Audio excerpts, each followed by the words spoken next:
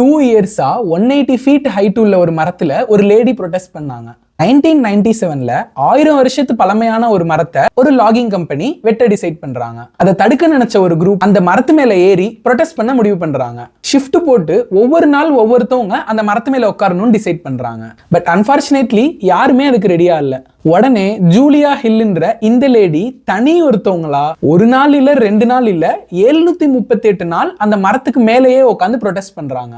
ஒரு volunteer group மட்டும் daily இந்த மரத்துக்கு மேல ஏறி இவங்களுக்கு ஃபுட் கொடுத்துட்டு வராங்க.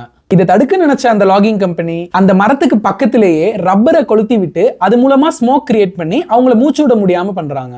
இது எதுக்குமே அவங்க கீழே இறங்கவே இல்லை. 2 இயர்ஸ் லேட்டர் அந்த கம்பெனி நாங்க இந்த மரத்தை வெட்டல அப்படின்னு சொல்லிடுறாங்க. தனி ஒரு ஆளா அவ்வளோ ஹைட்ல வெயில் மழை குளிர் எல்லாத்துலயும் சர்வை பண்ணது எவ்வளவு பெரிய விஷயம். மோஸ்ட் இம்பார்ட்டன்ட்லி இது எல்லாமே ஒரு மரத்துக்காக, ஒரே மரத்துக்காக.